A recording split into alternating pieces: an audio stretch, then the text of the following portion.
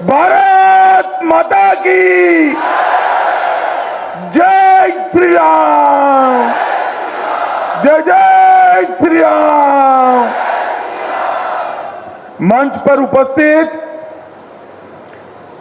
हमारे लोकप्रिय मुख्यमंत्री श्रीमान नायब सिंह सैनी जी, एडवोकेट वेदपाल जी, हमारे सांसद सतीश गौतम जी, उत्तर प्रदेश के मंत्री नरेंद्र कश्यप जी, श्री भारत भूषण जी, श्री ब्रजभूषण गुप्ता जी, और आज यहां पर जिनको जिताने की मैं अपील करने आया हूं, ऐसे हमारे प्रत्याशी श्री राम कुमार कश्यप जी। राम कुमार जी आगे आइए जरा।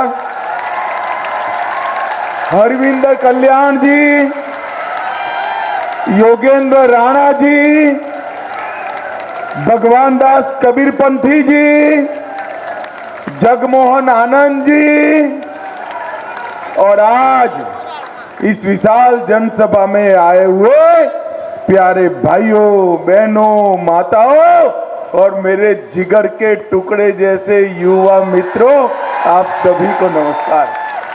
भाइयों बहनों, इंद्र की इस पवित्र भूमि पर आज मैं तीसरी बार भारतीय जनता पार्टी की आपको आशीर्वाद देने की अपील करने के लिए आया हूं। 10 साल तक आपने भाजपा की सरकार बनाई। 10 साल पहले हमारे हरियाणा में क्या चलता था? मुझे बताओ युवाओं, खर्ची और पर्ची के बगैर नौकरी मिलती थी क्या? अरे जोर से बोलो, मिलती थी? एक ही जाति का विकास होता था, एक ही जिले का विकास होता था, 36 बिरादरी का विकास होता था क्या? जोर से बोलो, होता था क्या? आज हमने 2 लाख युवाओं को खर्ची और पर्ची के बगैर डाकिए से अपॉइंटमेंट लेटर भेजकर नौकरी देने का काम। सिर्फ रोहतक नहीं, पूरे हरियाणा का विकास किया। और एक जाति नहीं, 26 बिरादरी का काम करने का काम ये भारतीय जनता पार्टी की सरकार ने। भाइयों बहनों, कांग्रेस पार्टी, ये राहुल बाबा जो घूम रहे हैं, आप मेरी बात याद रखना, ये झूठ की फैक्ट्री है, झूठ की फैक्ट्री है। ये कह रहे हैं आप पिछड़ा समाज की बात कर रहे हैं। मैं आपको बताने आया हूं भाइयों बहनों, पिछड़ा समाज को सबसे ज्यादा अगर किसी ने अन्याय किया है तो ये कांग्रेस पार्टी ने किया है। काका साहेब कालेलकर कमीशन का रिपोर्ट दबाकर किसने रखा? जवाहरलाल नेहरू से इंदिरा गांधी तक कांग्रेस पार्टी ने रखा। मंडल कमीशन का रिपोर्ट किसने दबाया? इंदिरा गांधी ने दबाया। और जब मंडल कमीशन लागू किया, इसका विरोध किसने किया? राहुल बाबा, आपके पिता राजीव गांधी ने किया, राजीव गांधी ने किया। भारतीय जनता पार्टी की नरेंद्र मोदी सरकार ने ओबीसी को मेडिकल, इंजीनियरिंग, सैनिक स्कूल सभी में आरक्षण देने का काम नरेंद्र मोदी जी ने किया है, नरेंद्र मोदी जी ने किया। और भाइयों बहनों, हमारे सैनी जी ने ओबीसी का क्रीमीलेयर जो 6 लाख तक था, उसको बढ़ाकर 8 लाख और तनख्वाह और कृषि आवक को भी बात करने का काम हमारे नायब सैनी जी ने बनाया है। भाइयों बहनों, ये झूठ की फैक्ट्री चलाने वाले राहुल बाबा आज सेना के जवानों की बात कर रहे हैं। अरे राहुल बाबा, शर्म करो, शर्म करो। ये हरियाणा हमारा वीर भूमि है। यहाँ की माताओं ने सेना में हर 10वां जवान मेरे हरियाणा से भेजा है, हरियाणा से भेजा है। और आप क्या बात करते हो? 40-40 साल तक वन रैंक वन पेंशन किसने रोककर? इंदिरा गांधी, राजीव गांधी, सोनिया गांधी 40 साल राज करे, आपने वन रैंक वन पेंशन नहीं दिया। हरियाणा वालों, आपने 14 में मोदी जी को प्रधानमंत्री बनाया, 15 में वन रैंक वन पेंशन देने का काम नरेंद्र मोदी जी। और भाइयों बहनों, ये झूठ बोलते हैं अग्निवीरों के लिए कि अग्निवीरों से युवा बेकार हो जाएंगे। मैं आपको बताता हूं, हमारे संकल्प पत्र में हमने तय किया है, हरियाणा के एक एक अग्निवीर को भारत सरकार और हरियाणा सरकार पक्की पेंशन वाली नौकरी देने का काम करेंगे। अग्निवीर युवाओं को बेरोजगार करने की योजना नहीं है, अग्निवीर हमारी सेना की आयु कम करने की योजना है। 4 साल तक वहां काम कर 30 लाख का एफडी लेकर जब युवा आएगा, लाल जाजम बिठाकर उसको सीआरपीएफ, बीएसएफ, आईटीबीपी, एसएसबी और हरियाणा सरकार में नौकरी देने का काम भारतीय जनता पार्टी करेगी। भारतीय जनता पार्टी। भाइयों बहनों, मैं पूरे हरियाणा में घूम कर आ रहा हूं, माहौल देखा है मैंने। हरियाणा में भाजपा की सरकार बनने वाली है, हैट्रिक लगने वाली है, हैट्रिक लगने वाली, कमल खिलने वाला है। हमारे कुछ प्रत्याशी इधर उधर निर्दल खड़े रहे हैं, उनकी चिंता मत करो, चुनाव के बाद हम ले लेंगे। वोट तो देना है, कमल के निशान पर वोट देना है। आपका वोट बिगाड़िएगा मत, मैं आपको कहता हूं, आपका वोट मत बिगाड़िएगा। राहुल बाबा अभी अभी अमेरिका जाकर अंग्रेजी में बोलकर आए हैं कि हम आरक्षण समाप्त कर देंगे। मुझे बताओ भाई, एससी का, एसटी का, हमारे पिछड़े वर्ग का और जो सवर्ण वर्ग है उसके गरीबों का आरक्षण समाप्त करना है क्या? जोर से बोलो, करना है क्या? ये राहुल बाबा क्या कर रहा है अंग्रेजी में? वो मानते हैं कि हम अंग्रेजी में बोलेंगे तो हरियाणा वालों को समझ में नहीं आता, उनको मालूम नहीं, हम भाजपा वाला हिंदी कर कर बता देंगे हरियाणा वाले को। भाइयों बहनों, कह कर आए हैं कि विकास हो चुका है पिछड़ों का, ओबीसी का विकास हो चुका, दलितों का हो चुका, गरीब जो सारे थे सवर्ण उनका भी विकास हो चुका, उनको आरक्षण की जरूरत नहीं है। अरे राहुल बाबा, आपकी तीसरी पीढ़ी भी आरक्षण समाप्त नहीं कर पाएगी, ये भारतीय जनता पार्टी का गारंटी है। भाइयों बहनों, अभी जम्मू कश्मीर में चुनाव चल रहा है, राहुल बाबा वहां पर जा रहे हैं और क्या कह रहे हैं? हम धारा 370 वापिस लाएंगे और कह रहे हैं कि ये जो तिरंगा फहर रहा है ना, इसके साथ साथ कश्मीर का अलग झंडा भी बनाएंगे। मुझे मन से बताना इंद्री वालों, एक कश्मीर है वो भारत का है या नहीं है? जोर से बोलो, है या नहीं है? 370 वापिस चाहते हो क्या? जोर से बोलो, चाहते हो क्या? अरे झंडा कैसे हो सकता है कश्मीर में दूसरा? राहुल बाबा, आपकी ताकत नहीं है, कश्मीर में फहरेगा तो मेरा प्राण से प्यारा तिरंगा फहरेगा और कुछ नहीं। भाइयों बहनों, एक कांग्रेस पार्टी तुष्टीकरण करने में पीछे मुड़कर नहीं देखती। पहले कांग्रेस की सरकारें आती थी, विकास होता था क्या? विकास नहीं होता था। डीलर, दलाल और दामाद की सरकारें चलती थी और अभी भी ये दामाद को खुश करने में पड़े हैं। और भाइयों बहनों, इनकी सरकार आ गई तो अभी हमारे सीएम साहब ने बताया, कांग्रेस के प्रत्याशी कहने लगे हैं पहले मेरा घर नया बनाऊंगा, फिर मेरे सपोर्टर का बनाऊंगा, फिर मेरी पार्टी वालों का बनाऊंगा, तो इंद्री वालों आपका कब बनेगा बताओ भाई।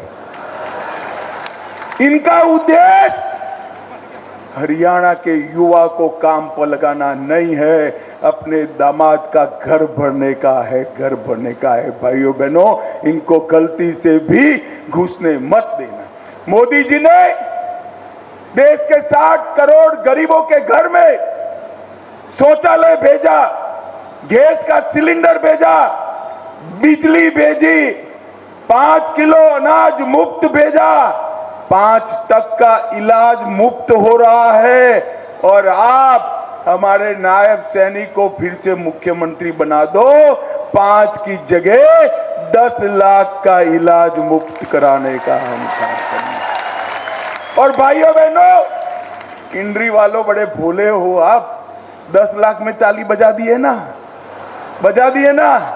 अब मैं बताता हूं 10 लाख नहीं, घर में अगर 70 साल से बड़ा कोई बुजुर्ग है तो 10 की जगह 15 लाख तक का इलाज मुफ्त होगा, 15 लाख तक।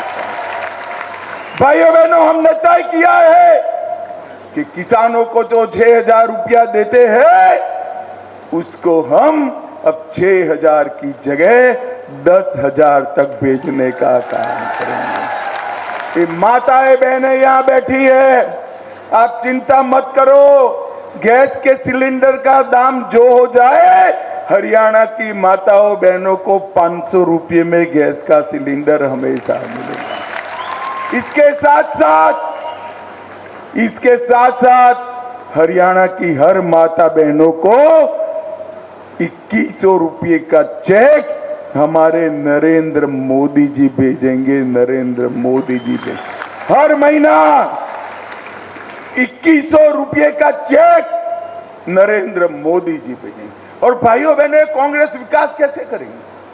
हमारे यहाँ कहावत है ना, एक अनार और 100 बीमार, खाए तो कौन खाए। अभी तो जीते ही नहीं है, चुनाव चल रहा है। अब हुड्डा साहब कहेंगे मैं मुख्यमंत्री बनूंगा, बेटा कहता है कि आप बूढ़े हो चुके हो, मैं बनूंगा। कुमारी शैलजा कह रही है मैं बनूंगा। शैलजा बहन, आपके तो सारे प्रत्याशी काट दिए, आपको कहां से मुख्यमंत्री बनाएंगे। और प्रियंका बहन का आदमी सुरजेवाला भी कहता है कि मैं मुख्यमंत्री बनूंगा। अरे भाई, आपकी स्थिति ऐसी है, एक परिवार नई भैंस खरीदता है, भैंस तो अभी गांव के बाहर है, भैंस लाना है, उसको चारा खिलाना है, दूध बनाना है, दूध में से दही बनाना है, फिर मक्खन बनाना है और मक्खन में से घी बनाना है। भैंस अजी गांव के बाहर है और एक घी के लिए अंदर अंदर झगड़ा कर रहे।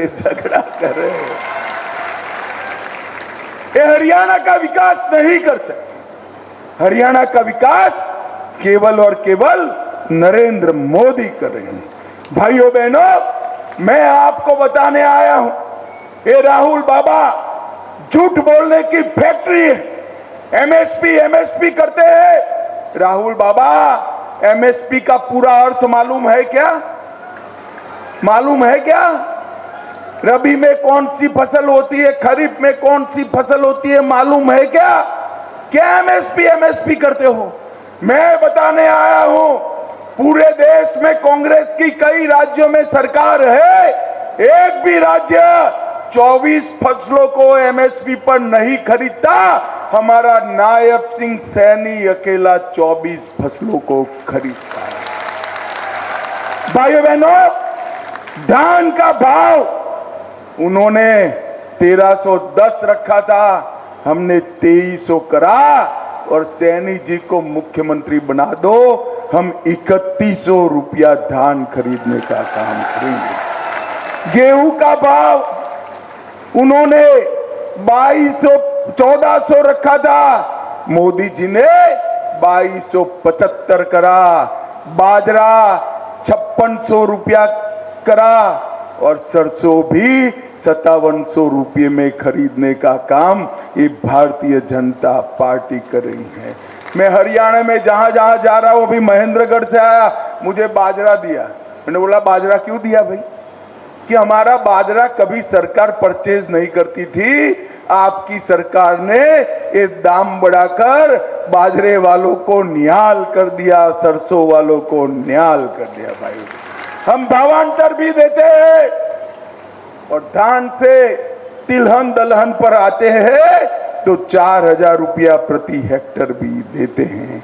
भाइयों बहनों, आपको मैं बताने आया हूं, भारतीय जनता पार्टी की सरकार अगले 5 साल में 5 लाख नौकरियां देने वाली है। कितनी भाई बोलो तो? अरे जोर से बोलो, और जोर से बोलो, कितनी? और मैं गारंटी देकर जाता हूं, अपॉइंटमेंट लेटर देने के लिए कोई दलाल नहीं आएगा। डाकिया मेरी मां से 51 रुपया सगुन का लेकर बेटे और बेटी को नौकरी का सर्टिफिकेट देकर, कोई खर्ची नहीं, कोई पर्ची नहीं, कोई सिफारिश नहीं, कोई रिश्वत नहीं, कोई इंटरव्यू नहीं।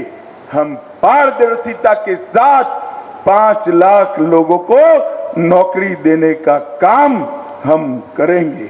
भाइयों बहनों, आज मैं जब यहां पर आया हूं तब 10 साल में बासमती चावल का देश का सबसे बड़ा निर्यातक हरियाणा बना है। और अभी अभी बासमती चावल के निर्यात में जितनी भी अड़चने थी वो क्लियर कर दी है। जितना का जितना बासमती चावल है वो सारा का सारा ऊंचे दाम में दुनिया की मंडियों में भारत सरकार भेजने वाली है।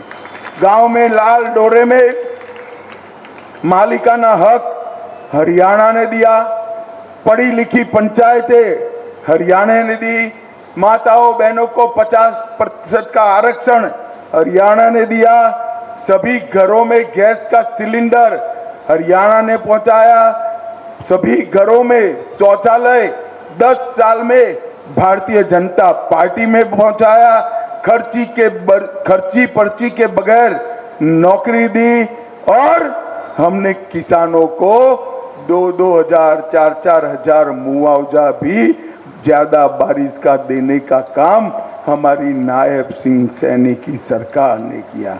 भाइयों बहनों, पीएम किसान के तहत करनाल के 51,000 किसानों को 200 करोड़ की सहायता की। किसान मानधन योजना में 1200 किसान पंजीकृत हो गए हैं। आरोग्य योजना में 8 लाख लोगों को करनाल में 5 लाख तक का इलाज मुफ्त मिल रहा है और 761 करोड़ से मेडिकल कॉलेज की स्थापना की है। 200 करोड़ से 85 किलोमीटर लंबा जींद करनाल हाईवे बना दिया। पीएम स्वनिधि के तहत 80 लाख रुपया हमने रेडी पटरी वालों को दिया और आने वाले 5 साल में करनाल में हम एक औद्योगिक मॉडल टाउनशिप बनाने का काम करेंगे। करनाल यमुनानगर रेलवे लाइन बनाएंगे, विश्वकर्मा महाविद्यालय बनाएंगे, हर गांव में ओलंपिक खेल नर्सरी बनाएंगे, 24 की 24 फसलें एमएसपी पर खरीदेंगे, डायलिसिस और डायग्नोसिस मुफ्त किया जाएगा, 500 रुपये में माताओं बहनों को सिलेंडर मिलेगा, हर बच्ची जो कॉलेज जाएगी उसको स्कूटर मिलेगा और 36 की 36 बिरादरियों के लिए हम विकास कल्याण बोर्ड की स्थापना करेंगे और दक्षिण हरियाणा में एक अंतर्राष्ट्रीय सफारी का भी निर्माण करने का काम ये भारतीय जनता पार्टी, ये कांग्रेस पार्टी ना देश को सुरक्षित कर सकती, ना देश को विकसित कर सकती। ये कांग्रेस पार्टी भ्रष्टाचार, जातिवाद, परिवारवाद और तुष्टीकरण में। भाइयों बहनों, ये राहुल गांधी राम मंदिर का मखौल उड़ाते हैं, कहते हैं हमने राम मंदिर के विचार को परास्त कर दिया। मुझे बताओ आज इंद्री वालों, राहुल को सुनाई पड़े ऐसे आवाज से बताओ, अयोध्या में राम मंदिर बनना चाहिए था या नहीं बनना चाहिए था?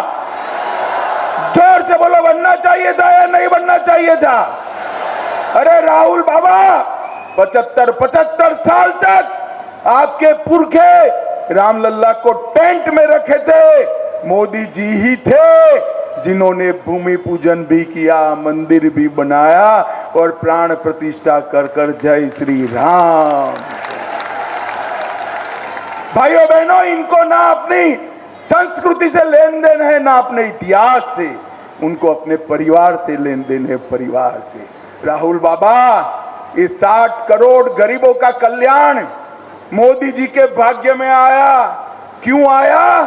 जवाहरलाल नेहरू, इंदिरा गांधी, राजीव गांधी और सोनिया गांधी चारों ने कुछ नहीं किया, तब जाकर मोदी जी के भाग्य में आया गरीबों का कल्याण। आप करते तो हमारे भाग्य में नहीं आया।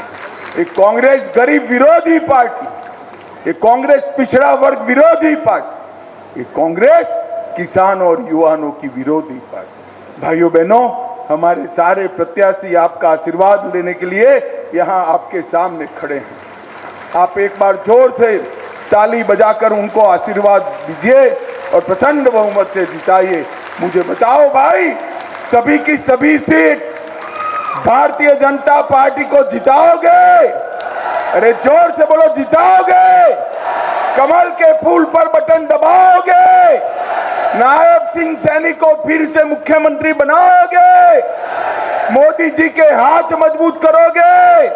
तो मेरे साथ दोनों हाथ उठाकर बोलो, जय श्री राम, जय जय श्री राम, भारत माता की, वंदे वंदे वंदे।